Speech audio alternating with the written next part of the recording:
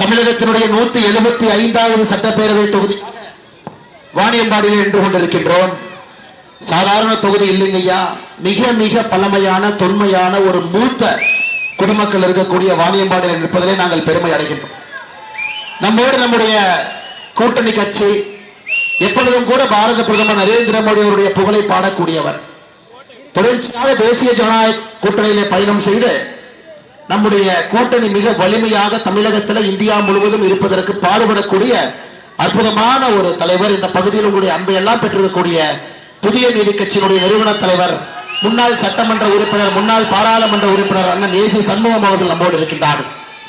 அதே நேரத்தில் நம்முடைய கட்சியினுடைய மூத்த தலைவர்கள் மிக கடுமையாக இந்த பகுதியிலே பாடுபட்டு பாரதிய ஜனதா கட்சியை வளர்ப்பதற்கு உறுதி போட்டிருக்கக்கூடிய மாநிலத்தினுடைய பொதுச் செயலாளர் பெருங்கோட்ட பொறுப்பாளர் அக்கா கார்த்திகேயனி அவர்கள், முன்னாள் மேயர் அவர்கள் இருக்கின்றார்கள். அவருக்கும் என்னுடைய வணக்கத்தை நன்றிகளை தெரிவித்து, மாவட்ட தலைவர் அருமை சகோதரர் வாசுதேவன் அவர்கள் மிக சிறப்பாக ஏற்பாடுகளை செய்திருக்கின்றார்கள். அவருக்கு நன்றிகளை தெரிவித்து, நம்முடைய மாநிலத்தினுடைய துணைத் தலைவர், இந்த மண்ணினுடைய மைந்தன், யாத்திரையினுடைய கதாநாயகன் அண்ணன் KS நரேந்திரன் அவர்களுக்கு வாழ்த்துக்களை தெரிவித்து, பலவதற்கு மிக இனிமையாக இந்த பகுதியிலே பாரதிய ஜனதா கட்சியினுடைய வளர்ச்சியை அடுத்த கட்டம் செல்வதற்கு கடுமையாக பாடுபடக்கூடிய மாநிலத்தினுடைய செயலாளர் கோ வெங்கடேசன் அவர்களுக்கு நன்றிகளை தெரிவித்து, மாவட்டத்தினுடைய பார்வையாளர் பாலகிருஷ்ணன் அவர்கள் நன்றிகளை தெரிவித்து, சட்டமன்ற அமைப்பாளர் சுபிசிவம் அவர்களுக்கு நன்றிகளை தெரிவித்து, இணைப்பாளர் கருணாகரன் அவர்களுக்கு அனைவருக்கும் நன்றியை தெரிவித்து, சில தலைவருடைய பெயரை கடைசியிலே குறிப்பிட விரும்புகின்றேன். பேசி முடித்த பிறகு நம்முடைய இரும்பு மனிதர்களாக இருக்கக்கூடிய ஒன்றிய தலைவர்களை கடைசியிலே நன்றி பாராட்டுகின்றேன். சகோதர சகோதரிகளே, 1200 ஆண்டுகளுக்கு மேல மிக பழமையாக இருக்கக்கூடிய அதித்தீஸ்வரர் கோயில் அமர்ந்திருக்கக்கூடிய பகுதி வாணியம்பாடி என்கின்ற பெயரே பாருங்க எவ்வளவு அற்புதமாக வந்திருக்கிறது. வாணி தேவி, சரஸ்வதி தேவி சாமி விமோசனம் பெற்று பாடிக்கொண்டிருந்த காரணத்தினால் வாணி பாடி இரண்டும் இணைந்து வாணிப்பாடியாக மாறி பிறகு வாணியம்பாடியாக மாறி இருக்கக்கூடிய அற்புதமான ஊரில் என்று கொண்டிருக்கின்றேன். அப்படிப்பட்ட சரித்திர புகழ் உங்களுக்கு இருக்கு. இன்னைக்கு இந்தியாவினுடைய மிக முக்கியமான விண்வெளி ஆராய்ச்சி மையம் உங்களுடைய பகுதியில் இருக்கக்கூடிய காவலூர்ல இருக்குதுங்க ஐயா. ஜவ்வாது மலை பக்கத்துல காவலூர்ல குறிப்பாக இங்க இருக்கக்கூடிய இந்த டெலிஸ்கோப் அப்சர்வேட்டரி நிறைய சிறு சிறு கோள்களை இங்கிருந்து கண்டுபிடித்திருக்கின்றோம். விண்வெளியில் இருக்கக்கூடிய என்னென்ன புதிய விஷயங்கள் இருக்கு அதை இந்திய அரசு உலக அளவுல மிகப்பெரிய அளவுல மக்களுடைய மனதுக்கு கொண்டு வருவதில் காவலூரில் இருக்கக்கூடிய விண்வெளி ஆராய்ச்சி மையத்திற்கு மிகப்பெரிய ஒரு பொறுப்பு இருக்கிறது. அதுவும் கூட உங்களுடைய தொகுதியில் இருக்குதுங்க ஐயா. இதே தொகுதியில எண்ணற்ற இஸ்லாமிய சொந்தங்கள் இருக்கிறாங்க. அவர்களும் அதிகமாக வசிக்கக்கூடிய பகுதி நம்முடைய வாணியம்பாடி பகுதி. வரும்பொழுது எத்தனையோ சொந்தங்கள் நம்மை வரவேற்றார்கள். இன்னைக்கு வெள்ளிக்கிழமை நமாஸ் எல்லாம் முடிச்சுட்டு வெளியே வந்தவர்கள் அனைவரும் தங்களுடைய அன்பை நமக்கு பாராட்டினார்கள். அவர்களுக்கும் இந்த நேரத்தில் நன்றி கலந்த வாழ்த்துக்களை வணக்கங்களை தெரிவித்துக் கொள்கின்றேன். ஐயா, வாணியம்பாடியை பற்றி நிறைய பேச வேண்டும் என்பது ஆசை. காரணம், இந்த எண்மண் எண் மக்கள் யாத்திரையினுடைய நோக்கம் அந்த பகுதியில் இருக்கக்கூடிய பிரச்சனைகளை பேசுவது, எப்படி அந்த பிரச்சனையை திராவிட கட்சிகள் குறிப்பாக திராவிட முன்னேற்ற கழகத்தை தன்னுடைய மெத்தனத்தால் உருவாக்கி இருக்கிறது, அந்த பிரச்சனையெல்லாம் தீர்ப்பதற்கு பாரதிய ஜனதா கட்சி எப்படி கடுமையாக போராடி கொண்டிருக்கின்றோம் என்பதை யாத்திரையினுடைய எல்லா சட்டப்பேரவை தொகுதியிலும் பேசிட்டு வரோம் ஐயா. இன்னைக்கு சமீபத்தில் என்னுடைய நெஞ்சம் வெடிக்கும் அளவுக்கு பத்திரிகையில ஒரு செய்தியை படித்தேன். இந்த தொகுதிக்குட்பட்ட நெக்கனாமலை என்கின்ற கிராமத்துல ஒரு கர்ப்பிணி பெண் உயிர் துறந்தார். அதன் பிறகு அந்த கர்ப்பிணி பெண்ணை கூட பாத்தீங்கன்னா அந்த கிராமத்து மக்கள் ஒரு டோலி மாதிரி கட்டி துணியை கட்டி எடுத்துட்டு வர்றாங்க ஐயா. அதை தமிழகத்துல பார்த்த எத்தனையோ நெஞ்சங்களுக்கு கண்ணிலே ஒரு தோய் கண்ணீர் வந்துச்சு. சுதந்திரம் கிடைத்து 75 ஆண்டுகள் ஆன பிறகு இங்க இருக்கக்கூடிய நெக்கனாமலை என்கின்ற கிராமத்திற்கு அடிப்படை சாலை வசதி இல்லை. அதுவும் நம்முடைய வாணியம்பாடி தொகுதிக்கு உட்பட்டு இருக்கிறது அப்படிங்கறத ஏற்றுக்க முடியாதுங்க ஐயா. இத்தனை காலமாக ஆட்சியில் எத்தனையோ ஆட்சியாளர் இருக்கிறாங்க. குறிப்பாக நம்முடைய கிராம சாலை திட்டம், எந்த கிராம சாலையும் கூட பிரதம மந்திரியினுடைய பெயர்ல தான் அந்த திட்டம் நடக்குது. பிரதம மந்திரி கிராம சாலை திட்டம் தமிழகத்திற்கு மட்டுமே இந்த 9 ஆண்டுகள்ல 5886 கோடி ரூபாய் கொடுத்திருக்கோம். 1 ரூபா 2 ரூபாய் இல்லைங்க ஐயா, 5886 கோடி ரூபாய் கிராம சாலைகளை மேம்படுத்துவதற்காக. எந்த பகுதியில் அடிப்படை வசதி இல்லையோ சாலை போடுவதற்காக மோடி ஐயா கொடுத்தும் கூட ஐயா இங்க மட்டும் இல்ல, தமிழகத்தில் எத்தனையோ தொகுதியில் இது போன்று நான் குறிப்பிட்டு சொல்லிக் கொண்டு வருகின்றேன். உங்களுடைய பகுதியில நெக்னாமலையில் இருக்கு. ஆனா மாநில அரசு பாத்தீங்கன்னா விசித்திரமாக தமிழகத்திலே கிராம சாலைகள் 100% போட்டு விட்டோம் என்கின்ற அறிக்கையை மத்திய அரசு கொடுத்துட்டு இருக்கிறாங்க. ஆட்சியாளர்களுக்கு பாத்தீங்கன்னா நம் மீது நம்பிக்கை இல்லை. அதையெல்லாம் தாண்டி நமக்கு சேவை செய்ய வேண்டும் என்கின்ற மனப்பக்குவம் இல்லை. அதையெல்லாம் தாண்டி இன்னும் களத்திலே வந்து மக்களோடு மக்களாக இருந்து சிறு சிறு பிரச்சனைகளை தீர்ப்பதற்கு எந்த விதமான எண்ணமும் இல்லை. அதுல வாணியம்பாடியும் விதிவிலக்கு இல்லைங்க ஐயா. இன்னைக்கு வாணியம்பாடியினுடைய மிகப்பெரிய பிரச்சனை என்னன்னு பாத்தீங்கன்னா, இங்க இருக்கக்கூடிய தோல் பதனிடக்கூடிய தொழிற்சாலை அவர்கள் இங்கே மாசுபடுத்தக்கூடிய, குறிப்பாக வட தமிழகத்தினுடைய ஜீவநதியாக இருக்கக்கூடிய பாலாறுங்க ஐயா. சமீபத்தில் 2018 மத்திய அரசு இந்திய அளவில் எந்தெந்த நதிகள் மாசுபட்டிருக்குன்னு அறிக்கை கொடுத்தாங்க. தமிழகத்திலே 6 நதிகள் அதுல இருந்துச்சுங்க ஐயா. அந்த 6 நதிகளிலும் மிக மோசமாக, தண்ணி கூட குடிக்க முடியாது, முழுமையாக மாசுபட்டிருக்கு. இந்த பயாலஜிக்கல் ஆக்சிஜன் டிமாண்ட், பிஓடின்னு சொல்லுவாங்க, ஒரு தண்ணிக்குள்ள எவ்வளவு கிருமி இருக்கு அப்படிங்கிற ஒரு குறியீடு. அது நார்மலாக இருக்கிறத விட நம்முடைய பாலாறுல 5 மடங்கு அதிகமா இருக்கு. அப்படின்னா தண்ணி நீங்க குடிக்கவே முடியாது. தமிழகத்தில் இருக்கக்கூடிய 6 மாசுபடிந்த நதிகள், தாமிரபரணி இருக்குதுங்க ஐயா, உங்களுடைய பாலாறு இருக்கிறது போல் 6 நதிகள் இருக்கு. 6 நதிகளிலும் அதிகமாக மாசு இருக்கக்கூடிய நதியாக மத்திய அரசு பாலாறு நதியை 2018 சொன்னார். அதன் பிறகு இந்த நதியை சுத்தப்படுத்துவதற்கு இங்க இருக்கக்கூடிய தோல் பதனிடும் தொழிற்சாலைகள் அவர்களுக்கு கழிவுநீர் சுத்திகரிப்பு நிலையத்திற்கு மத்திய அரசு சப்சிடியோடு கொடுப்பதற்கு தயாராக இருந்தும் கூட மாநில அரசுடைய மெத்தனத்துல அவர்களுக்கு அந்த சுகாதார நிலையத்தை கூட கட்டி கொடுக்க முடியாம இன்னைக்கு ஏகப்பட்ட அசுத்தம் பாத்தீங்கன்னா நீங்க குடிக்கக்கூடிய தண்ணி பாலாறுல கலந்து கொண்டிருக்குது ஐயா. இது போன்ற அடிப்படை பிரச்சனை ஐயா, ஒரு எம்பியினுடைய வேலை, எம்எல்ஏனுடைய வேலை என்பது அடிப்படை பிரச்சனைகளை தீர்ப்பது. இங்க மைக் எடுத்து அரசியல் பேசுறது இல்லைங்க. வடக்கு தெற்கு இவ்வளவு நாங்க கொடுத்தோம், அவ்வளவு கொடுத்தோம், இப்படி கொடுத்தோம், அப்படி கொடுத்தோம், எங்க தலைவர்கள் அப்படி இப்படி, அதுக்காக இல்லைங்க ஐயா. மக்கள் எண் மக்கள் யாத்திரையினுடைய அடிப்படை நோக்கம் என்பது உங்களுடைய பிரச்சனைகளை தீர்ப்பதற்கான ஒரு வழிவகையை கண்டுபிடிப்பதான் நம்முடைய அடிப்படை நோக்கம் ஐயா. இந்த தொகுதி பாலாறு இன்னும் 10 ஆண்டுகள் போனா பாலாறு இருக்காதுங்க ஐயா. உங்க குழந்தைகளுக்கு நீங்க சொல்லிக் கொடுக்கலாம், இந்த பக்கம் ஒரு நதி போச்சு, அந்த நதி இப்படி இருந்தது, அந்த காலத்தில் இப்படி இருந்தது பால். அதை நோக்கி வேகமாக வாணியம்பாடி சென்று கொண்டிருக்கிறது. இதை தடுக்க வேண்டும் என்றால் ஒரு பக்கம் தொழிற்சாலைகள் வேணுங்க ஐயா. தோல் பதனிடக்கூடிய தொழிற்சாலைகள் கட்டாயமா வேணும், அதை மூட முடியாது. ஆனா தொழிற்சாலைகள் இருந்து வரக்கூடிய அந்த என்னென்ன அசுத்தங்கள் இருக்கோ அதை அனைத்தையும் கூட சுத்தப்படுத்தி 1 அடுக்கு 2 அடுக்கு 3 அடுக்கு, சில நாட்டில் 5 அடுக்கு வந்துருச்சு, 5 முறை அதை சுத்தப்படுத்தி கிட்டத்தட்ட அந்த தண்ணீரை குடிக்கும் அளவுக்கு இந்தியாவில் எத்தனையோ இடத்துல சுத்திகரிப்பு நிலையங்கள் ரொம்ப அட்வான்ஸ்டா இருக்கு. அதை பற்றி இருக்கக்கூடிய ஆட்சியாளர்கள் யாரும் கூட பேசுறது இல்லைங்க ஐயா. இன்னைக்கு பாலாறு தமிழகத்திலே மிக மோசமான அசுத்தமான ஒரு நீராக மாறி இருக்கிறது. இதற்கெல்லாம் காரணம் நீங்க கேட்டீங்கன்னா ஐயா, ஆட்சியாளர்கள் இருக்கக்கூடிய மெத்தனம். இன்னைக்கு மெய்யநாதன் அவர் இருக்காங்க, தமிழகத்தினுடைய சுற்றுச்சூழல் அமைச்சராக இருக்கிறாங்க. இன்னைக்கு வாணியம்பாடியை பொறுத்தவரை தமிழகத்திலே சுற்றுச்சூழலுக்கு அதிக பிரச்சனை இருக்கக்கூடிய ஒரு பகுதி இந்த தொகுதி. எத்தனை முறை இங்க வந்திருக்கிறாங்க, எத்தனை முறை முதலமைச்சர் கவனம் கொடுத்து வாணியம்பாடியில் இது போல இருக்கு, நாம் சரி செய்வதற்கு முயற்சி இருக்க வேண்டும், மக்களுடைய கருத்து கணிப்புகள் ஒரு கூட்டத்தை எத்தனை முறை கூட்டியிருக்காங்க. இது மட்டும் இல்லைங்க ஐயா, 29 மாநிலங்கள் இந்தியா பட்டியல்ல தமிழகம் சுற்றுச்சூழல் பாதுகாப்புல 21வது இடத்துல இருக்கு. அப்படின்னா 20 மாநிலங்கள் நம்மை விட இன்னும் நல்லா சுற்றுச்சூழலை பாதுகாக்கிறான். அது ஒரு பிரச்சனை.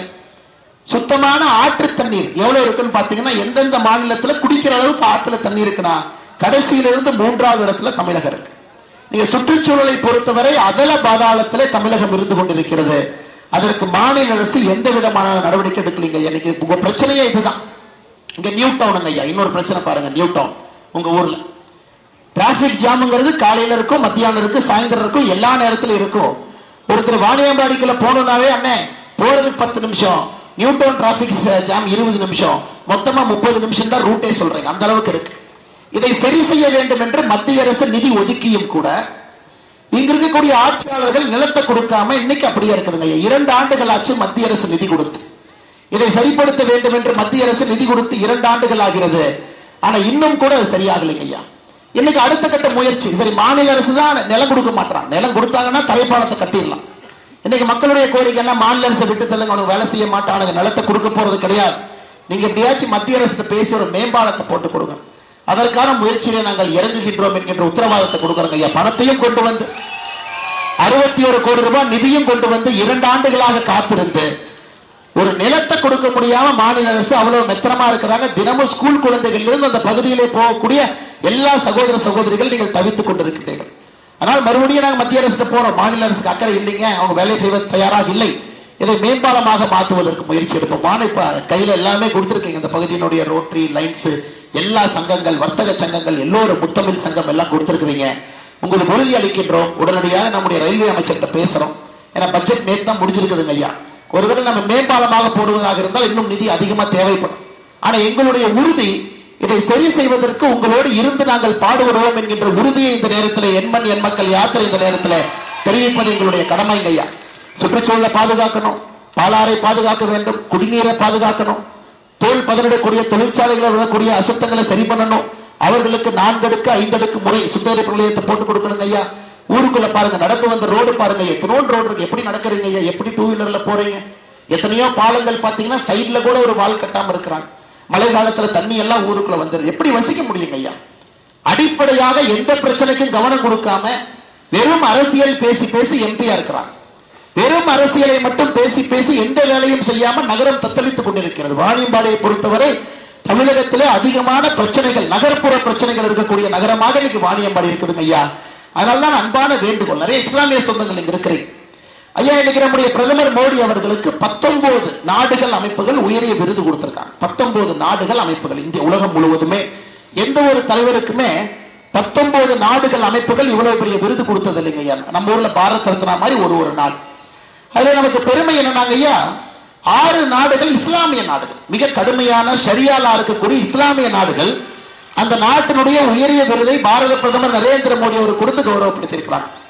உதாரணத்துக்கு 2016 Saudi Arabia order of Abdul Aziz, அந்த நாட்டினுடைய உயர்ந்த விருது பிரதமருக்கு கொடுத்து கௌரவப்படுத்தியிருக்கிறாங்க. ஆப்கானிஸ்தானுடைய state order of Ghazni Amir Amanullah Khan, அந்த விருது பிரதமருக்கு 2016 கொடுக்கப்பட்டிருக்கிறது. பாலஸ்தீனுடைய grand collar of the state of Palestine கொடுக்கப்பட்டிருக்கிறது. யுனைடெட் அரப் எமிரேட்ஸ் UAE அரபு எமிரேட்ஸ் நாடுகள், அதனுடைய ஆர்டர் ஆஃப் ஜயீத், அந்த விருது பிரதமர் அவர் கொடுக்கப்பட்டிருக்கிறது. பர்ஹேன நாட்டினுடைய king Hamad order of renaissance, நாட்டினுடைய உயரிய விருது கொடுக்கப்பட்டிருக்கு. ஈஜிப்டினுடைய ஆர்டர் ஆஃப் நைல் கொடுக்கப்பட்டிருக்கு. ஆனா திமுக காரங்க பாத்தீங்கன்னா நம்மளை மதவாத அரசு பாருங்க. உலகத்தில் இருக்கக்கூடிய இஸ்லாமிய நாடுகள் எல்லாம் போட்டி போட்டுக்கொண்டு நம்முடைய பாரத பிரதமர் நரேந்திர மோடி அவரை கௌரவப்படுத்த வேண்டும். குறிப்பாக அவர் எடுத்திருக்கக்கூடிய வளர்ச்சியை பார்த்து எல்லோருமே பரவசம் அடைந்து கொண்டிருக்கின்றார். 2020 அபுதாபியினுடைய மன்னர் ஷேக் முகமது பின் ஜயீத் சொன்னார், மோடி அவர்களுக்கு இந்தியா மட்டும் வீடு இல்ல, அபுதாபி 2வது வீடு. எப்பொழுது வேண்டுமானாலும் பாரத பிரதமர் நரேந்திர மோடி அவர்கள் அபுதாபிக்கு வர வேண்டும் என்று. 2023 ஜூன்ல எகிப்து நாட்டினுடைய கிராண்ட் முஃப்தி இப்ராஹிம் அலாம் சொன்னாங்க, பிரதமர் அவர்கள் இந்தியாவிலே பல திட்டங்களை எடுத்து மக்களை ஒருங்கிணைத்து ஒரு சக்தி மிகுந்த நாட்டாக இந்தியாவை மாற்றிக் கொண்டிருக்கின்றார்கள், பார்ப்பதிலே நாங்கள் பெருமை அடைகின்றோம் சொல்றாங்க. இஸ்லாமிய உலக லீகினுடைய தலைவர் ஷேக் முகமது பின் அப்துல் கரீம் அல் அசா அவர் சொல்றாங்க, எல்லா சமுதாயத்தையும் உள்ளடக்கிய வளர்ச்சி என்று இந்தியாவுடைய வளர்ச்சி. இதற்கு முன்பு அப்படி இல்லைங்க ஐயா. அவர் சொன்னது உள்ளடக்கிய வளர்ச்சிங்கிறாங்க. ஆனா உங்களுக்கு தெரியும், குறிப்பாக நம்ம சில சமுதாயத்தை ஓட்டு அரசியலுக்காக மட்டும் பயன்படுத்தினார், வாக்கு அரசியலுக்காக வாக்கு வங்கிகளாக வைத்திருந்தார். குறிப்பாக நம்முடைய இஸ்லாமிய சகோதரர்களை வாக்கு வங்கிகளாக மட்டும்தான் இதற்கு முன்பு ஆட்சியாளர்கள் பயன்படுத்தினார். ஆனா நம்மை பொறுத்தவரை அவர்களை உள்ளடக்கிய வளர்ச்சி, அவர்களோடு சேர்ந்து இந்த நாடு வளர வேண்டும், என்ன திட்டங்கள் வேண்டுமோ கொடுக்க வேண்டும் என்று நம்முடைய ஆட்சி நடந்து கொண்டிருக்கிறது. இஸ்லாமிய உலகினுடைய தலைவர் சொல்றார், 2023 பாகிஸ்தானுடைய பிரதமர் நவாஸ் ஷெரீப் சொல்றார், இந்தியா நிலவை நோக்கி போய் கொண்டிருக்கிறது, பாகிஸ்தான் நிலத்திலே உறங்கி கொண்டிருக்கிறது. இப்படிப்பட்ட நாடாக இந்தியாவை பாரத பிரதமர் நரேந்திர மோடி அவர்கள் மாற்றியிருக்கின்றார்கள். ஐயா, எதற்காக இதை நான் சொல்லுகின்றேன் என்றால், இங்கு இருக்கக்கூடிய இஸ்லாமிய சொந்தங்கள் என்னுடைய அன்பான வேண்டுகோள், வளர்ச்சி வளர்ச்சி வளர்ச்சி மட்டும்தாங்க ஐயா. இன்னைக்கு வாணியம்பாடியை பொறுத்தவரை, வெள்ளூர் பாராளுமன்ற தொகுதியை பொறுத்தவரை அண்ணன் நின்று இருக்கார். 1984 உங்களுடைய பாராளுமன்ற உறுப்பினர். 2019 ஐயா மிக முக்கியமான தேர்தலில் உங்களுடைய அன்பையெல்லாம் பெற்று அண்ணன் ஏசி சண்முகம் அவர்கள் வெறும் 8141 வாக்குல மயிர் அலையில வெற்றி இழந்தார். 8141 ஓட்டு. இந்தியாவில் எல்லா பாராளுமன்றத்திலும் கூட குறைந்ததாக அந்த பாராளுமன்றத்தை இழந்தது அண்ணன் ஏசி சண்முகம் அவர்கள் 2019. எங்களை பொறுத்தவரை பிரச்சனைகளை தீர்க்க வேண்டும் என்பதற்காக களத்தில் நிற்கிறங்க ஐயா. பிரச்சனைகளை உருவாக்க வேண்டும் என்பதற்காக நாங்கள் இங்க இல்ல. வாணியம்பாடியில வெள்ளூர் பாராளுமன்ற தொகுதிங்க ஐயா இதே மாதிரி போச்சுன்னா மக்கள் இங்க வசிக்க முடியாது, மக்கள் இருக்க முடியாது. 15-20 வருஷத்துல அடிப்படையே உங்களுக்கு இல்லைங்க ஐயா. அடிப்படை வசதிகளே செய்யல, வெறும் மதத்தை வைத்து அரசியல் செய்து கொண்டிருக்கின்றார்கள். ஆனால் பாரதிய ஜனதா கட்சி உங்கள் முன்னால் நின்று கொண்டிருக்கின்றோம். இதை மாற்ற வேண்டிய கடமையும் கட்டாயமும் நமக்கு இருக்குங்க ஐயா. குறிப்பாக இளைய தலைமுறை, இங்க இருக்கக்கூடிய ஒரு வாக்காளரும் நம்ம ஊரு வாணியம்பாடி, அது முதல்ல வரணுங்க ஐயா. நம்ம வாணியம்பாடி யார் முன்னேற்றுவா? 2024 உங்கள் அனைவருக்கும் தெரியும், குழந்தைக்கும் தெரியும், ஆட்சி அமைக்க போவது மோடி. எல்லாத்துக்கும் தெரியுமே, இதுல எந்த மாற்று கருத்தோ சந்தேகமா யாருக்கு? 2024 மோடி அமைச்சிருக்கிறாங்க. சந்தேகம் என்னங்க ஐயா? 400 MP 450 MP, அது மட்டும்தான் சந்தேகம். 400 தாண்டு வர மோடி, 450 தாண்டு வர 500 நோக்கி போவாரான். இதிலே யாருக்கும் சந்தேகம் இல்லை. மோடி அவர்கள் வென்று வரப்போகின்றார், 3வது முறையாக ஆட்சியில் அமரப்போகின்றார் என்ற சந்தேகம் இல்லை. நான் இன்னைக்கு உங்கள்கிட்ட கேட்கிறது, வாணியம்பாடி மக்கள், வாணியம்பாடி நகரை முன்னிலைப்படுத்துங்கள் தான் நான் கேட்கிறேன். இங்க இருக்கக்கூடிய திட்டங்களை முன்னிலைப்படுத்துங்கன்னு கேட்கிறேன். இன்னைக்கு இங்க பாருங்க, இஸ்லாமிய சொந்தங்கள் இருக்கிறாங்க, அவர்களுக்கும் ஒரு விஷயத்தை நான் சொல்ல கடமைப்பட்டிருக்கின்றேன்.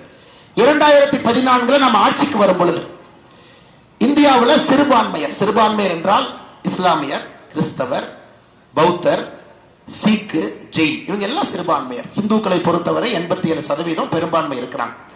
நம்ம ஆட்சிக்கு வந்த பொழுது சிறுபான்மையர் எல்லா சமுதாயத்தையும் சேர்த்தி சிறுபான்மையர் மத்திய அரசு வேலையில வெறும் 4.5% இருந்தாங்க. அதாவது 13% மக்கள் தொகை இருக்கக்கூடிய சிறுபான்மையர் நம்முடைய ஆட்சி வருவதற்கு முன்பு மத்திய அரசு வேலையில வெறும் 4.5%. இன்னைக்கு 2024 மத்திய அரசு வேலையில சிறுபான்மையர் 10.5% இருக்கிறாங்க. பாரு, 67 ஆண்டுகள் 2014 வரை 4.5%, இன்னைக்கு 10.5%. அப்ப இந்த அரசு யாருக்கு எதிரான அரசு? சிறுபான்மைக்கு எதிரான அரசுங்களா? சிறுபான்மைக்கு எதிரான அரசா? யாராவது சொல்ல முடியுமா? நான் சொல்லியிருக்கக்கூடிய தரவுகளை ஒரு திமுக காரங்க யாராச்சும் இங்க இங்க இருக்கக்கூடிய எம்பி கதிரானந்த் அவர்கள் இல்ல பொய் சொல்றாரு, 2014 முன்னாடி இப்படி யாருக்கும் எதிரான அரசு இல்லைங்க.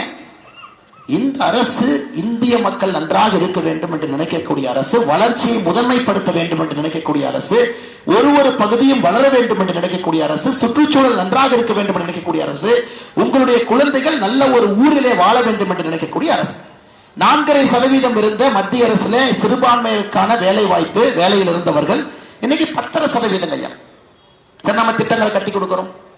நாம ஹிந்து, முஸ்லீம், கிறிஸ்தவர் அப்படின்னு பார்த்து கட்டுறோமாங்க ஐயா? இல்ல மோடி வீடு, இது முதல் ஹிந்து கொடுப்போம், அப்புறம் இந்து எல்லாம் முடிச்சதுக்கு அப்புறம் இஸ்லாமியர் கொடுப்போம், அதுக்கப்புறம் கிறிஸ்தவர் கொடுப்போம். ஏதாச்சும் நம்ம சொல்லியிருக்கோமாங்க ஐயா?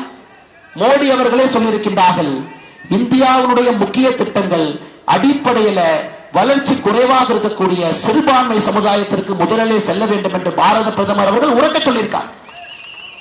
ஏன்னா நம்மை பொறுத்தவரை மதவார அரசியல் கிடையாது. நம்மை பொறுத்தவரை வாக்கு வங்கிகளை உருவாக்க நாம் நினைப்பது கிடையாது. அனைத்து மக்களும் உள்ளடக்கிய வளர்ச்சி, சப்கா சாத்துங்கிறார், எல்லாத்தையும் சேர்த்து கூட்டிட்டு போனோம்.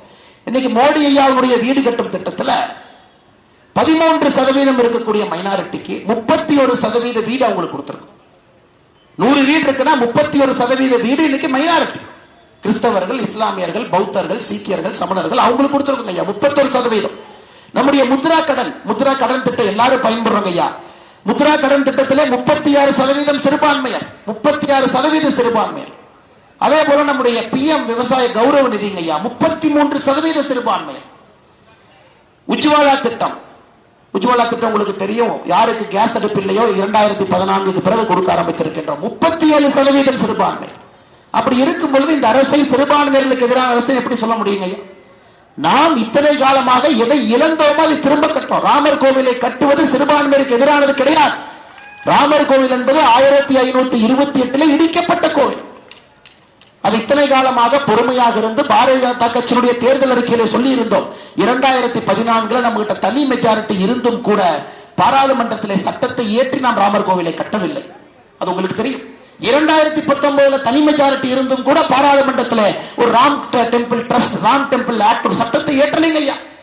நம்முடைய தேர்தல் அறிக்கை தெளிவாக இருந்தது. மக்களை உள்ளடக்கி அனைவருடைய ஆதரவை பெற்று ராமருக்கு அதே இடத்துல குழந்தை ராமருக்கு குழந்தையை கட்டுவோம், எல்லா சட்ட பிரச்சனைகளையும் எதிர்கொண்டு கட்டுவோம்னு சொன்னாங்க ஐயா. 450 ஆண்டுகளாக பொறுமையாக இருந்து இன்னைக்கு ஜனவரி 22 2024 குழந்தை ராமருக்கு அயோத்தியாவில கோவில் பட்டப்பட்டிருக்கு. அந்த கோவில் கட்டுறதுக்கு நாம சிவநாச பூஜை, அந்த கோவிலுக்கான நாம செங்கல் வைத்து முதல் செங்கலை வைத்த பொழுது யாருக்கு ஐயா அழைப்பு கொடுத்தோம்? அந்த பகுதியினுடைய இஸ்லாமியருக்கு முதல் அழைப்பு கொடுத்தோம். அதன் பிறகுதான் எல்லாருக்குமே அழைப்பு கொடுத்தோம். காரணம் 2024 நம்முடைய நோக்கம் வளர்ச்சி அடைந்த இந்தியாங்க. அதை மட்டும்தான் நம்ம பேசுறோம்.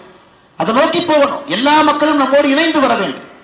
இன்னைக்கு வாணியம்பாடியில் திராவிட முன்னேற்ற கழகம் பண்ணுகின்ற ஒரு மத அரசியலை பாரதிய ஜனதா கட்சி செய்ய விரும்பாது, செய்ய மாட்டோம். அது நம்முடைய ரத்தத்திலே கிடையாது. நம்மை பொறுத்தவரை வாணியம்பாடி பிரச்சனை இவ்வளவு இருக்கு பாருங்க. 2019 ஏப்ரல் 18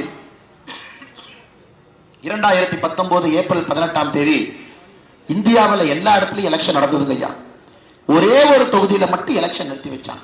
எந்த தொகுதிங்க ஐயா? உங்க தொகுதி, வெள்ளூர் பாராளுமன்ற தொகுதி, உங்க தொகுதி வாணியம்பாடி. எதுக்கு ஐயா? யார் எலெக்ஷன் நிக்கிறாங்களோ அந்த கட்சியினுடைய கேண்டிடேட் வீட்டுல 12 கோடி ரூபாய் பறிமுதல் பண்றாங்க. 1 ரூபாய் 2 ரூபாய் இல்லைங்க ஐயா, 12 கோடி. எதுக்கு ஐயா?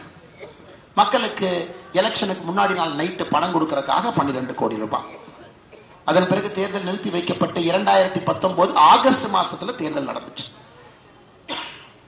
அதுல நம்முடைய அண்ணன் ஏசி சண்முகம் அவர்கள் 8141 வாக்கு வித்தியாசத்துல வெற்றி வாய்ப்பை இழந்தாருங்க ஐயா. மன்னிக்கம்ண்ணா, 8141 வாக்கு வித்தியாசத்துல வெற்றி வாய்ப்பு இழந்தார். நாம் புரிஞ்சுக்கணுங்க. இன்னைக்கு கதிரானந்த் என்பவர் யார்? மக்களோட மக்களா இருந்திருக்காங்களா? இல்ல ஏசி சண்முகன் மாதிரி இங்க இருக்கக்கூடிய தலைவர்கள் மாதிரி பட்டி தொட்டியாக போறேன், நான் 80ல எம்எல்ஏவா இருந்தேன், 84ல எம்பியா இருந்தேன், மக்களுக்காக நான் பாடுபடுறேன், இங்க மக்களுக்காக அவர் என்ன, அவர் சாதனை என்னங்கன்னா கிங்ஸ்டன் அப்படின்னு ஒரு பள்ளி நடத்துறார். கேள்விப்பட்டிருக்கீங்களாங்கண்ணே? அவருடைய பள்ளி கிங்ஸ்டன் சிபிஎஸ்இ பள்ளி. உங்க எம்பி கதிரானந்த் கிங்ஸ்டன் சிபிஎஸ்இ பள்ளிக்கு கூட வாங்க, உள்ளே 3 மொழிகள்ல சொல்லி கொடுக்குறாங்க. தமிழ் மொழி, ஆங்கில மொழி, ஹிந்தி மொழி. ஆனா வெளியே போஸ்ட் விட்டுறானுங்க, நாங்க ஹிந்திக்கு எதிரி. இந்த மாதிரி கோமாளிகளை பார்த்திருக்கீங்களாங்க ஐயா? அவர் நடத்தக்கூடிய சொந்த கிங்ஸ்டன் சிபிஎஸ்இ பள்ளிக்கூடத்துக்கு உள்ள போனா 3 மொழி. நாம் என்ன சொல்றோம்? மோடி என்ன சொல்றாங்க? உலகம் வளர்ந்து கொண்டிருக்குதுங்க ஐயா. இன்னும் 25 வருஷத்துல உலகத்தினுடைய மைய புள்ளி இந்தியாவை நோக்கி வரும். அன்னைக்கு நீங்க 2 மொழி பேசுனீங்கன்னா எப்படி உலகத்தை ஆள போறீங்க? இங்க இருக்கக்கூடிய ஒரு நிறுவனம் எப்படி ஐரோப்பிய நாடுகள் ஒரு பிரான்ச் ஆபீஸ் ஓபன் பண்ணி எப்படிங்க ஐயா பண்ணுவீங்க? அமெரிக்காக்கார உலகத்தை ஆண்டுகிட்டு இருக்கான். 2047 முடியும் பொழுது நாம் உலகத்தை ஆளப் போகின்றோம். வல்லரசு நாடாக வரத்தான் போகின்றோம். எந்த மாற்று கருத்து இல்ல. 142 கோடி மக்கள் இருக்கிறோங்க ஐயா. அமெரிக்காவை முந்தியடிக்க போறோம். அன்னைக்கு தமிழ்நாட்டில் இருக்கக்கூடிய நாம இல்ல சார், ஒன்லி தமிழ். பிரெஞ்சுக்காரன் நீ தமிழ்ல பேசு, ஜெர்மன்காரன் நீ தமிழ்ல பேசு, அல்லது இந்தியாவில யாராக இருந்தாலும் கூட நீ தமிழ்நாட்டுக்குள்ள வந்தா தமிழ்ல பேசு. ஐயா, நம்முடைய மொழி பெரியது, எந்த மாற்று கருத்தும் இல்லை. மகாகவி சுப்பிரமணிய பாரதி முண்டாசு கவிஞன் சொன்னான், யாமறிந்த மொழிகளிலே தமிழ் மொழி போல் இனிதாவது எங்கும் இல்லை. நான் எப்ப சொன்னாங்க? ஒரே ஒரு தமிழ் மொழியை திமுக கார மாதிரி படிச்சுட்டு தாய்மொழியை இதுதான் சூப்பர். நானா 14 மொழிகளை படித்து விட்டு மகாகவி சொன்னான், என்னுடைய தாய்மொழிக்கு நிகரான மொழி எங்கும் இல்லை என்று. லத்தீன், பிரெஞ்சு எல்லாம் முண்டாசு கவிஞனுக்கு தெரியும். இவனுக்கு 2 மொழி. இவர்கள் நடத்தக்கூடிய தனியார் காலேஜ் பள்ளியில 3 மொழி. அந்த குழந்தைங்க பணம் கொடுத்து 1.5 லட்சம் பணம் கொடுத்து படிச்சாங்கன்னா 3. ஆனா அரசு பள்ளியில படிக்கிற குழந்தைகளுக்கு 2 மொழி என்னங்க ஐயா? நீ தமிழ்நாட்டுக்குள்ள 2 மொழி வேணா எல்லா பள்ளியிலும் 2 மொழி கொண்டு வா. அதெல்லாம் நீ நடத்துற கான்வென்ட் ஸ்கூல்ல 3 மொழி. பக்கத்துல ஏவாவேல ஒரு இன்டர்நேஷனல் ஸ்கூல் நடத்துறாங்க. நேத்த திருவண்ணாமலை முடிச்சுட்டு வந்தேன். அந்த ஸ்கூல்ல 3 மொழி, ஃபாரின் லாங்குவேஜஸ். ஆனா அரசு பள்ளியில் நம்ம குழந்தைகள் போய் படிச்சா அவங்க 2 மொழி தான் படிக்கணும். ஏன்னா அவங்க முன்னேறக்கூடாது, இங்கேயே இருக்கணும், இதே ஊர்ல இருக்கணும், ஊரை தாண்டி போக கூடாது. அவங்க தந்தை ஏழையா இருந்தாங்க, இவங்களும் ஏழையா இருந்தாங்க, யாருக்காச்சும் கூலி வேலைக்கு போகணும், அதை தயார் பண்ணியான். என்னங்க அநியாயம்? அதனால்தான் நாங்கள் கேட்கின்றோம், அண்ணே 3 மொழியை குறைவுன்னு சொல்றேன். பாரதிய ஜனதா கட்சி ஆட்சிக்கு வந்தால் 5 மொழியை கொண்டு வருவோம். 5 மொழி. குழந்தைனால படிக்க முடியாதா? ஒரு 10 வயசு 5 வயசு குழந்தைக்கு 5 மொழியை படிக்க முடியாதாங்கன்னா? முண்டாசு கவிஞன் 14 மொழி பேசணும். இன்னைக்கு எத்தனை பேர் டிப்ளமேட்டை பாருங்க, இந்தியன் ஃபாரின் சர்வீஸ் ஆபீசர். நீங்க இந்தியன் சிவில் சர்வீஸ் ஆகிட்டீங்க, உங்க குழந்தை ஐஏஎஸ் படிக்க வைக்கிறீங்க. உங்க குழந்தை தமிழ்நாட்டில இருந்து ஐஏஎஸ் படிச்ச உடனே, லபாஸ்னா போன உடனே வேறு மொழியை கத்துக்க ஆரம்பிக்கணும். உதாரணத்துக்கு நான் கன்னடா கத்துக்க ஆரம்பிச்சேன், ஹிந்தி கத்துக்க ஆரம்பிச்சேன். இங்க படிச்சு முடிச்சோடனே கத்துக்க ஆரம்பிக்கணும். இந்தியன் ஃபாரின் சர்வீஸ் டிப்ளமேட்டா போறீங்களா, அரபு மொழி கத்துக்கணும், பிரெஞ்சு கத்துக்கணும், பாரசீகம், சைனீஸ் கத்துக்கணும். அப்ப இந்த குழந்தை 26 வயசுல எங்கேயா போய் நிற்கும்? அதனால இந்த முட்டாள்தனமான அரசியலை எல்லாம் 2024 வடிகட்டிய முட்டாள்களை வீட்டுக்கு அனுப்பணுங்க ஐயா. இவங்களாம் வேண்டாம். இன்னைக்கு பார்த்த என் கையில் இருக்கு, நேற்று ஒரு நண்பர் நினைச்சாங்க, இந்த கிங்ஸ்டன் சிபிஎஸ்இ பள்ளியில வெளியே ஒரு அட்வர்டைஸ்மெண்ட் வச்சிருக்காங்க, இங்கே நீட் கோச்சிங் சிறப்பாக கொடுக்கப்படும். ஆனா அவங்க நாங்க நீட்டுக்கு எதிரிப்பாங்க. ஏன்னா நம்ம குழந்தைங்க எல்லாம் படிக்க கூடாதாமா, நமக்கு என்ட்ரன்ஸ் இருக்க கூடாதாமா, நாம பழைய மாதிரி 1.5 கோடி ரூபா, 6 கோடி ரூபா, 5 கோடி ரூபா கேபிடேஷன் குடிச்சு ஜெகத் ரட்சகன் காலேஜ்ல போய் சேர்ந்து, அப்புறம் அந்த டாக்டர் 8 கோடி ரூபா படிச்சுட்டு வந்தாருன்னா, நீங்க காய்ச்சல் போனா 2000 ரூபாய்க்கு ஸ்கேன் ரிப்போர்ட் எழுதாம 5 ரூபா மாத்திரை கொடுப்பாரு. 6 கோடி ரூபா பணம் கொடுத்து படிச்சுட்டு வர டாக்டர் ஜெகத் ரட்சகன் காலேஜ்ல நீங்க காய்ச்சல் போனா 5 ரூபா மாத்திரையில சரி பண்றது என்ன பண்ணுவாரு? காய்ச்சலா ஒரு ஸ்கேன் எடுப்போமாங்க. நீங்க சொல்ல காய்ச்சல் தானே, 2 நாள் தானே. இல்லைங்க, அது காய்ச்சலா இருந்தாலும் ஒரு ஸ்கேன் எடுத்தா நல்லா இருக்கும். அதுதான் எம்டி ரேடியாலஜி 10 கோடி ரூபாய்க்கு போயிட்டு இருக்குதுங்க ஐயா. 10 கோடி ரூபாய்க்கு எம்டி ரேடியாலஜி. காலில் புண்ணு, அதுக்கும் வயிற்றுல சம்பந்தம் இருக்குமோ? ஒரு உள்ள எண்டோஸ்கோபி பார்த்தலாமாங்கிறாரு. புதுசாக காலில் புண்ணுக்கும் எண்டோஸ்கோபி வயிற்றுக்குள்ள ஏயா விடுறேன்? இல்லைண்ணே, போட்ட இன்வெஸ்ட்மெண்ட்டை கவர் பண்ணமல்ல. இன்னைக்கு நீட்டிலே நாம் 5 ரூபாய் மருத்துவர்களை உருவாக்கி கொண்டிருக்கின்றோம். 5 ரூபாய் டாக்டருங்க ஐயா நீட்ல உருவாக்கிட்டு 18,500 ரூபாங்க ஐயா ஃபீஸ். அரசு மருத்துவக் கல்லூரியில நீட்டு மூலம் ஒரு குழந்தை 18,500 ரூபாய் ஃபீஸ். அது செட்டஸ்கோப் அந்த கோட்டுக்கு தான் 2,000 ரூபாய் எக்ஸ்ட்ரா. 18,500 ரூபாய்க்கு மெடிசன் ஒரு வருஷம் படிச்சுட்டு வர்றாங்க அரசு மருத்துவக் கல்லூரி. அதற்காக நாம் போராடி கொண்டிருந்தால் இவங்க பாத்தீங்கன்னா நடத்தக்கூடிய தனியார் கான்வென்ட்ல நீட்டு பயிற்சி கொடுப்போம். ஆனா மைக் எடுத்து நாங்க நீட்டுக்கு எதிரி. இதெல்லாம் எத்தனை தடவை அந்த கோமாளிகளை பாக்குறதுங்க ஐயா? ஒரு தகுதி இருக்குதுங்களாங்க. இப்ப கதிரானந்த் எம்பி அவர்களுக்கு, பாராளுமன்ற உறுப்பினர் அவர்களுக்கு ஒரு தகுதின்னு ஒண்ணு சொல்லுங்க ஐயா. அண்ணே அவர் சமூக சேவகர்னே, அண்ணே அவர் 20 வருஷம் விவசாயம் பார்த்தாருனே, அண்ணே நம்ம டிச்சில குப்பையெல்லாம் விழுந்து அவர் தானே பொறுக்குவாரு, அண்ணே ஒரு 100 முறை ரத்தம் கொடுத்தாருனே, அண்ணே மக்களுக்காக எவ்வளவு சேவை பண்ணார் தெரியுமானே. அவருடைய ஒரே தகுதி சன் ஆஃப் துரைமுருகன் என்பது மட்டும் தானே தவிர மக்களுக்கு பணி செய்வதிலே அடிப்படையில எந்தவித தகுதியும் இல்லாதவங்க எம்பி. அதை எப்படிங்க ஐயா நீங்க அனுமதிக்கிறீங்க? அது வாணியம்பாடியில் எப்படிங்க ஐயா அனுமதிக்கிறீங்க? அனுமதிக்க கூடாது. பாலாரை பத்தி பேசியிருக்காரா? அசுத்தம்னு பேசியிருக்காரா? சரி பண்ணு பேசியிருக்காரா? குழந்தைகளுக்கு நல்ல தண்ணீரை அதில் கொண்டு வர வேண்டும் என்று பேசியிருக்கின்றாரா? எதுவும் இல்லை. தற்குறிகள், ஆட்சியில் இருப்பதற்கு பதவி வெறி பிடித்த பேய்கள். அவங்கெல்லாம் பதவி வெறி பிடிச்ச பேய்கள். திரும்ப திரும்ப ஆட்சிக்கு வரணும். நான் உடனே மைக் எடுத்து வருவாங்க. பிஜேபிக்கு ஓட்டு போடாதீங்க. அடுத்து வருவார் மைக்ல. அவர் வந்து இஸ்லாமியர்களுக்கு எதிரி. ஏங்க, உலகத்தில் இருக்கிற நாடுகள் சர்டிபிகேட் கொடுக்கறான். இவங்களுக்கெல்லாம் அரபு எமிரேட்ஸ் பத்தி சொல்லணும். 7 எமிரேட்ஸ் இருக்குதுங்க ஐயா யுஏஇல. 7 மன்னர்களுக்குமே சண்டை. மோடி அவர்கள் சென்றால் மட்டும் 7 பேர் ஒன்னா வருவாங்க விமான நிலையத்துக்கு வரவேற்பது. அது மோடி என்கின்ற மனிதனுக்கு அவர்கள் கொடுக்கக்கூடிய தனிப்பட்ட மரியாதை. இந்த திமுக காரங்க போய் சொல்லுங்க, குதிரை லாயத்துல கை கட்டி உட்கார வச்சிருப்பாங்க. கை கட்டி உட்கார்ற குதிரை லாயத்துல. ஐயா, மெக்கா மெதினா மசூதி இருக்கக்கூடிய முகமது பின் சல்மான் சவுதி அரேபியாவுக்கு தெரியும் இந்திய அரசுடைய ஆற்றல் என்ன, மோடியினுடைய ஆற்றல் என்பது அவர்களுக்கு தெரியும். இந்தியாவில் இருக்கக்கூடிய எல்லா இஸ்லாமிய கிறிஸ்தவ சொந்தங்களுக்கு தெரியும். இங்க இருக்கிறவங்க ஓட்டு அரசியலை வைத்து வைத்து மக்களுடைய மனதிலே அந்த நஞ்சை தடவி பண்றாங்க ஐயா. எதற்காக நான் இப்ப பேசுறாங்க ஐயா? நான் வேற மாதிரி பேசிக்கலாங்க ஐயா. நான் பேச விரும்பல. நான் இணைத்து பேச வேண்டும் என்று விரும்புகிறேன். வேற உங்க ஊர்ல பிரச்சனைகள் அதிகம். இந்த பிரச்சனைகளை வச்சுக்கிட்டு இந்துவை பத்தி பேசுறதாங்க ஐயா? இல்லை, பிரச்சனைகளை முதல்ல முடிப்பங்க ஐயா. அதற்கு வாணியம்பாடியில நீங்க எல்லாம் ஒன்னா இணையணும். உங்க ஊருக்காக நீங்க இணையவில்லை என்றால் உங்களுக்கு தெரியும் மோடி தான் வரப்போறார். மோடிக்கு எதிராக ஐயா, மோடிக்கு எதிராக போடக்கூடிய ஒரு ஓட்டும் குப்பை தொட்டிக்கு தான் போகணும். உங்களுக்கு தெரியுங்க ஐயா. நாம் இன்னைக்கு 55% வாக்கை தாண்டி வெற்றி வர போறோம். நீங்க பாத்துக்கங்க. மினிமம் 55% பாரதிய ஜனதா கட்சி ஓட்டுவாங்க. போன முறை 38-39% வாங்கணும் ஐயா பாரதிய ஜனதா கட்சி தனியா. இந்த முறை பாரதிய ஜனதா கட்சி தாமரை மட்டுமே 55% தான். எப்படிங்க? அப்புறம் எல்லாத்துக்கும் தெரியுது மோடி தான் வரப்போறோம். எல்லாத்துக்கும் தெரியும் மோடி ஆட்சி அமைய போகுது. அதை பயன்படுத்தி நாம் எப்படி நம்ம ஊரை வளர்த்திக்கலாம், நம்ம ஊருடைய பிரச்சனை எப்படி தீர்க்கலாம், அப்படி மட்டும்தான் நீங்கள் யோசிக்க வேண்டும். அதனால இந்த பகுதியில் இருக்கக்கூடிய எல்லா சகோதர சகோதரிகளுக்கு, என்னுடைய அன்பார்ந்த தாய்மார்களுக்கு, மாற்றத்தை விரும்பக்கூடிய இளைஞர்களுக்கு, மேடையில் இருக்கக்கூடிய எல்லா மூத்த தலைவர்களுக்கு, மிக முக்கியமாக இந்த நிகழ்ச்சி மிக சிறப்பாக நடந்து கொண்டிருக்கிறது என்றால் அதனுடைய சட்டமன்ற பார்வையாளர் வாணியம்பாடி அண்ணன் தண்டாயுதபாணி அவர்கள், மாவட்டத்தினுடைய துணைத் தலைவர் முருகன் அவர்கள், மாவட்ட பார்வையாளர் வெங்கடேசன் அவர்கள், வாணியம்பாடி நகரனுடைய தலைவர் அண்ணன் சிவபிரகாசம் அவர்கள், அலங்காயம் மேற்கொன்றிய தலைவர் செல்வகுமார் அவர்கள், நாட்ராம்பள்ளி கிழக்கொன்றிய தலைவர் மங்குண்ட அவர்கள், ஆலங்காயம் கிழக்கொன்றிய தலைவர் முனியப்பன் அவர்கள், திருப்பத்தூர் கிழக்கொன்றிய தலைவர் பெருமாள் செட்டியார் அவர்கள், மேடையின் மீது இருக்கக்கூடிய எல்லா தலைவர்கள், பத்திரிகை நண்பர்கள் எல்லா இடத்துலையும் இருக்கிறாங்க. அவர்களுக்கும் என்னுடைய சிறப்பான வாழ்த்துக்களை, வணக்கங்களை தெரிவித்து, ஐயா நம்முடைய எவர் கிரீன் பப்ளிகேஷன்ஸ் பூமி ஞானசூரியன் அவர்கள் வாணியம்பாடியை சார்ந்தவங்க. இன்னைக்கு பாருங்க, இந்தியாவில் இருக்கக்கூடிய நதிகளை எல்லாம் இணைக்க வேண்டும் என்கின்ற புத்தகத்தை எழுதியிருக்கார். அந்த புத்தகத்துக்கு பெயர் வச்சிருக்காரு மோடிஜி தண்ணியை கொண்டு வாங்க.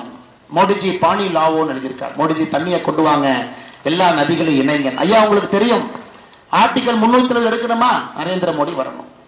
வேற யாருனாலும் எடுக்க முடியாதுங்க ஐயா. 307 எடுக்குமா நரேந்திர மோடி கூட்டிட்டு வாங்க. ஜிஎஸ்டி டிமானிட்டைசேஷன் முக்கிய முடிவு எடுக்கணுமா, ஐயா ஒரே நிமிஷம் ஐயா, நரேந்திர மோடி அவர்களை கொண்டு வாங்க. இன்னைக்கு இந்தியாவுடைய மிகப்பெரிய கனவாக இருக்கக்கூடிய நதிகளை இணைக்க வேண்டுமா, 2024 29 மோடி அவர்கள் அதையும் செய்வார் என்கிற நம்பிக்கை இருக்கு. காரணம், அசாத்தியமான மனிதன், செய்ய முடியாது என்று சொல்வதை செய்து காட்டக்கூடிய ஒரு தலைவன் பாரத பிரதமர் நரேந்திர மோடி அவர்கள். நதிகளை இணைச்சுட்டா தமிழகத்தை போன்று பயன்பெறக்கூடிய மாநிலம் இந்தியாவில் யாருமே இருக்க மாட்டாங்க. இந்த அற்புதமான புத்தகத்தை அண்ணன் ஏசி சண்முகம் அவர்கள் வெளியிட அக்கா கார்த்தியானி அவர்கள் பெற்றுக்கொள்வார் என்று அன்போடு சொல்லிக் கொள்கின்றேன். அண்ணன் ஞானசூரியன் அவர்கள் நம்மோடு நின்று கொண்டிருக்கின்றார்கள். அவருக்கும் என்னுடைய நன்றி கலந்த வாழ்த்துக்களை வணக்கங்களை தெரிவித்துக் கொள்கின்றேன். இங்க வந்திருக்கூடிய எல்லோருக்கும் மறுபடியும் என்னுடைய சிறப்பான வணக்கத்தை தெரிவித்து என்னுடைய உரையை முடித்துக் கொள்கின்றேன். நன்றி, வணக்கம். பாரத் மாதா கி.